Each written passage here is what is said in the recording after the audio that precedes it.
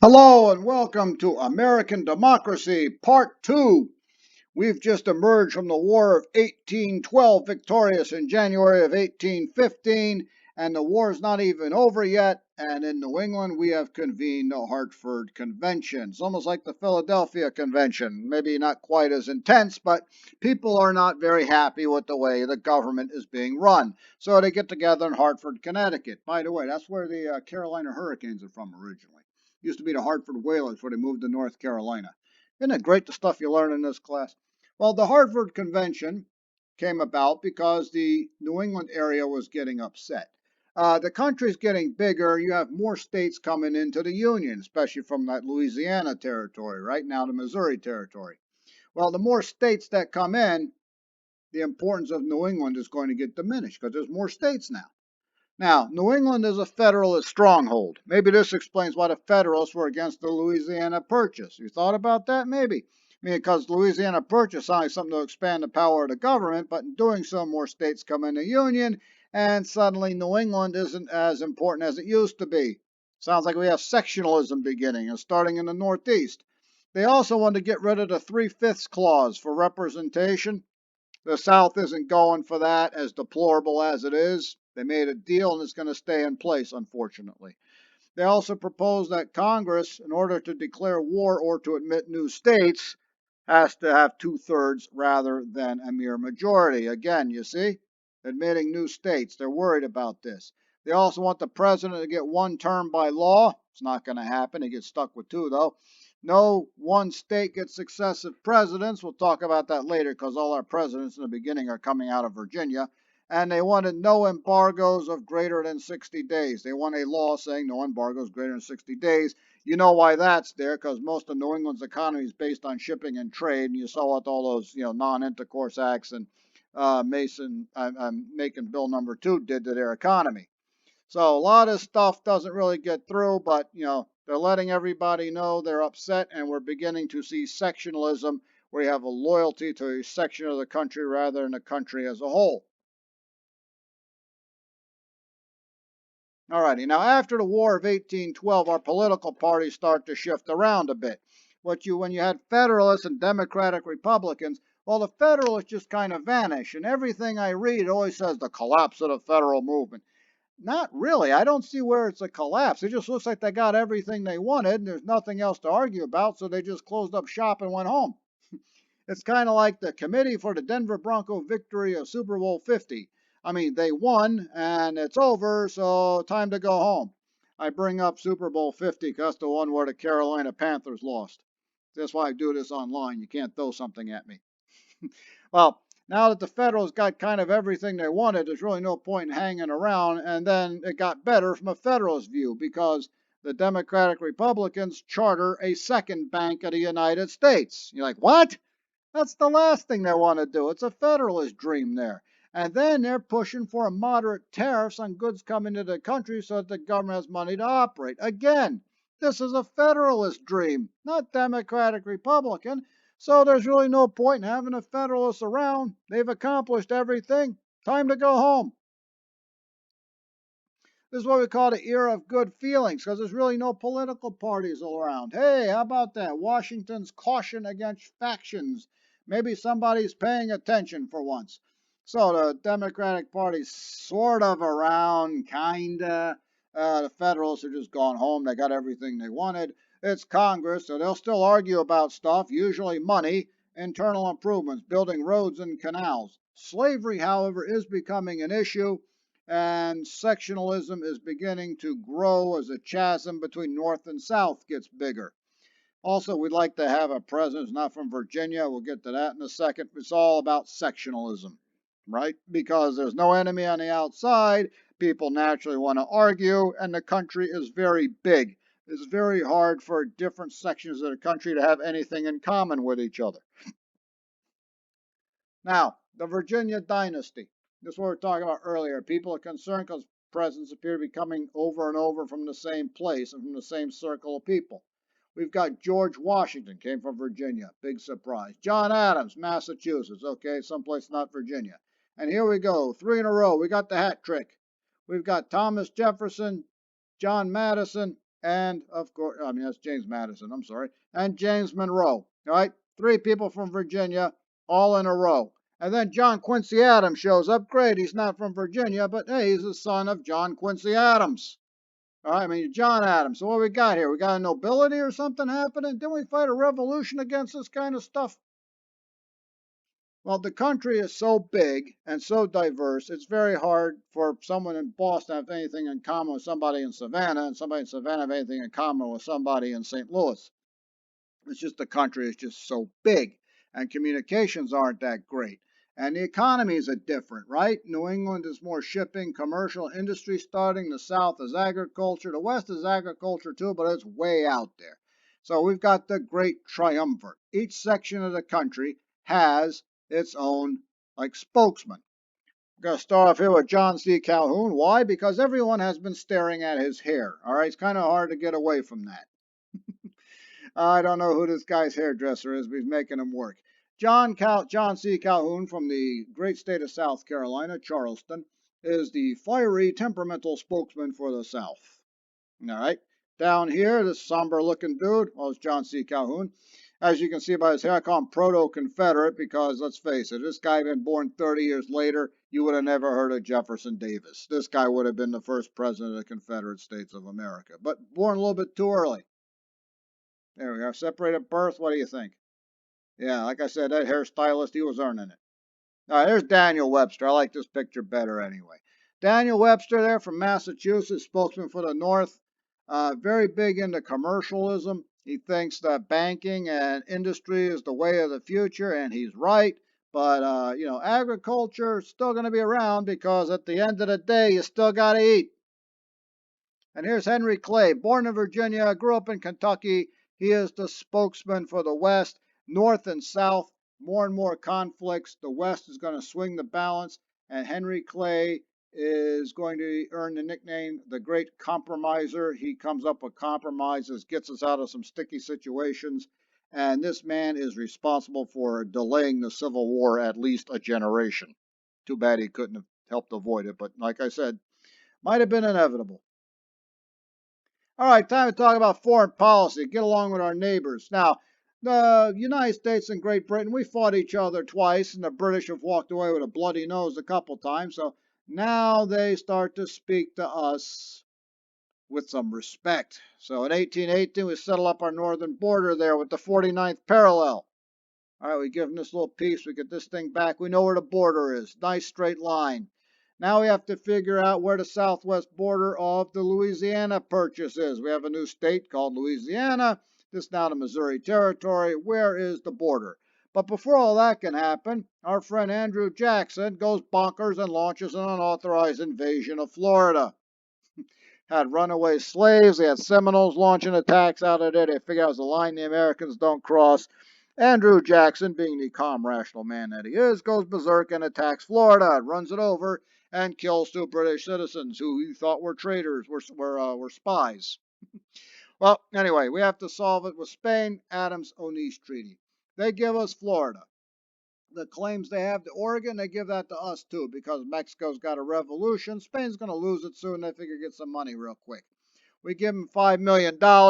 We also drop any claim to Texas. We decide where the border is. Texas isn't part of it because we'll steal it later. But nonetheless, now we're getting along with our neighbors. We got a stable border up here with the British, decided where the border is with Spain. We've even picked up Florida. Who's the first governor of Florida? That's right, Andrew Jackson, the original Florida man. There's a better view of all that. Some people like this map a little bit better. All righty. Now, we're getting along with our neighbors, but we're not getting along too well with each other. All right. So that slavery issue is definitely driving a wedge between North and South. There's an equal number of states and territories that are free and an equal number of states and territories that are slave. Now, Missouri decides it's time to come into the Union, and they want to come in as a slave state. That's going to upset the balance and put the slave states up by one. So Henry Clay comes riding in here to the rescue. with the Missouri Compromise. See, 1820 to 1821. Why there are two dates? I'll explain that in a second. So, all right, so Missouri comes in as a slave state. That's going to upset the balance. So Massachusetts, who owned Maine at the time, decides that Maine will become its own state, a free state. Massachusetts was so committed to abolition and slavery, abolish slavery, right, that they were willing to give away half their state to become another state to preserve the free state, slave state balance. That was good. They were fine with that. And then they also said there's no slavery above the 3630 compromise line. All right, not that slavery would work very well up here anyway. Now, some people in the South aren't too happy about this because how many states are you going to be able to get out of this Arkansas territory, right? You're going to get two. There's Arkansas, this will be Oklahoma one day. And slavery doesn't work too well out this way anyhow. How many states are coming out of the unorganized territory, right? I got feels more than two. So South is going to get pretty badly outnumbered in Congress. Remember how New England was worried about being outnumbered? Now the South has this problem.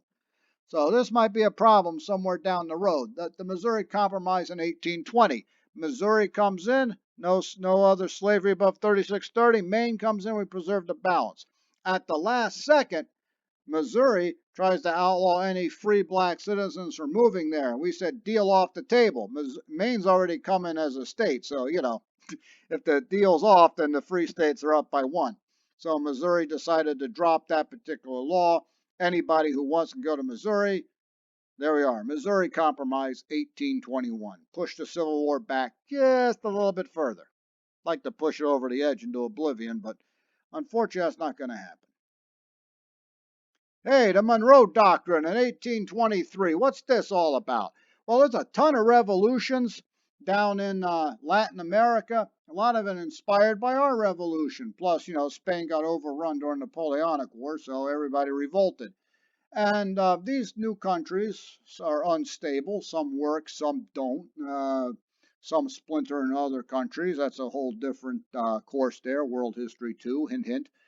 And we decide that we are going to protect our fellow democracies. And we announce the Monroe Doctrine. We're telling Europe, do not come into the Western Hemisphere, or we will defend our fellow republics. There's really nothing we can do. If they want to come in, we can't really stop them. The U.S. Navy's not that big. But Great Britain has their own trade networks down there. It's almost an informal empire, so they actually agree with us on this. And Great Britain and the United States, we've gone from enemies to frenemies now. Not exactly friends, not exactly enemies, but we got some of the same interests. So the Monroe Doctrine, announced by the United States, is being kind of enforced by the British because, they can make money off this. Now our economy is starting to change as well. Thomas Jefferson's, scared of this, but it's happening whether he wants it to or not. He dies in 1826, by the way, on the 4th of July. There's a big shift in subsistence agriculture to commercial agriculture. Subsistence agriculture, you grew crops, you ate it yourself. Commercial, I have a surplus of crops. I take what I need, what I got left over, I sell for stuff I don't have. So if I've got a ton of wheat out here or corn, I get what I need, and what I have left over, I can use it to trade for a sewing machine. I could trade for another horse. I could trade for clothes. So that's what's happening. So commercial agriculture is starting to grow. We also have a revolution in transportation. People used to just follow the river because that's where the water is. Use it for your crops, use it for you. That's easy to go up and down the river with barges to trade. But once the river gets crowded, you start moving further away from the river. It's kind of hard to start reaching these places. So they start building roads. Roads are great, get to places. But then they also notice it's easier to follow a river or to move goods down a river, so let's build our own river. Yeah, a canal. Basically, they're building their own rivers to move goods up and down, like the Erie Canal. You get a barge of some kind, and you could either push it yourself, or a lot of times they'll get horses to drag it along the side. But you have just created a river. And when you do this, just like in a natural river, cities spring up along the river. With the Erie Canal, cities start springing up along the Erie Canal. And believe me, this is not an easy thing to build. You got to dig, lots of rocks. It's a long way. People get killed. They're using dynamite. This is the biggest building project in the Western world in 1836. But once they finally get it done, look at this. All these little cities, Syracuse, Utica, all these Schenectady, all these places ends up in Buffalo. All these places end up with cities along the way because it's the same thing. When you have a river, people go on a river, it gets crowded, they move their way down the river. River finally ends. Well, they start doing the same thing with a man-made river, the canal. And not only does it hook Buffalo over here to Albany, let's get the really big picture here. You got the Hudson River running here. So now you've hooked Buffalo to the Hudson River. Hudson River goes down to New York. I don't know what Warren, Rhode Island's doing there, but there's the point. Now suddenly the biggest port in the nation, New York, is going to be hooked all the way to Buffalo. And you got rivers and you got lakes here. So you could hook your way all the way to Chicago, to New York, and from New York to the rest of the world. Yeah, this is another reason the North gets into commercialism and industrialism, because of canals and transportation. We're moving west in little bursts over here. We're trying to bring in states, we bring them in groups. In 1791, we had Vermont come into the Union. Then comes in Kentucky, and Tennessee, and Ohio. In 1861, 1821, we got Indiana coming in, Mississippi, Illinois. You know about Maine and Missouri already. And the pioneers that come moving in, they're coming in as families, which means they're setting up shop and they're going to stay there. And when it gets crowded, the next group of people just keep moving west. Northern Ohio, Indiana, Illinois. These are people who come from the New England area, and the southern part of Ohio, Indiana, Illinois, are settled by people who come up from Kentucky because the Ohio River's there. So they're following the river, and it's kind of interesting. I put this up because when I go traveling through the area, I always notice the architecture is a little bit different in Cleveland than, say, Cincinnati, right? Or the southern tip of Illinois from Chicago. Yeah, because people come from different part of the country. So it's kind of interesting. You actually see the line and see where people came from. It's really kind of weird. People like me notice stuff like that. Now we got the national road. What's so awesome about a road? I can go places where the river doesn't go. I don't have to dig a canal. Roads a little bit easier to build than canals. And what happens? Same thing. All the cities start building along the road. Here's Uniontown, Washington, PA. Is Pittsburgh up here, right? And it just goes along the way because now you can travel goods back and forth. People can go back and forth. When Zanesville gets full, we'll go to Columbus. Columbus gets full, here's Springfield. All of these cities, Indianapolis, all these cities and towns, it's along the rivers, along the roads, along the canals. If you can hook up to the city next to you, you can tell exactly where people are going and where the settlement's heading. We already talked about that. Don't worry about this. Now, in 1828, we have an election. Every 4 years, we got an election. Andrew Jackson decides it is time to run. Well, he's got a record of dueling, a bad temper. He's 37-0 confirmed in duels. Those are the ones we know about. Excuse me. I also know that there was a duel where he shot at somebody, they shot at him, and then they just dropped the weapons, went fist to fist, and he won by hitting a guy in the head with a rock, and they dragged both guys away before anybody could get killed. He was clearly winning. Andrew Jackson runs in 1928. He's from the North and South Carolina border. He claims Tennessee is home, so he's a Westerner, sort of, maybe a Southern tilt to him. He's got a somewhat colorful history. He runs in 1824, wins the popular vote, wins most of the electoral vote, but he has a little bit of a problem. He won most of the electoral vote, but it wasn't a majority. Uh-oh. All righty, 5 different people were running, so it's kind of hard to get a majority. There's no actual party. They're running kind of on personality. So according to the 12th Amendment of the Constitution, an inconclusive election, what they call a contingent election, gets thrown into the House of Representatives. Now, he doesn't get along too well with Henry Clay, and Henry Clay's using his influence to get people, the senators and representatives to vote for somebody else. And, you need 24 votes. I mean, there's 24 votes to be found. You need 13 to win, and John Quincy Adams gets all 13.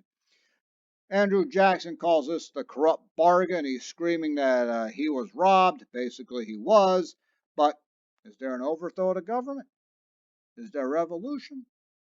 Even Andrew Jackson realizes how great of a system, as idiotic as it is and as bad as he got screwed by it, we have. There isn't going to be a revolution. There isn't going to be a coup.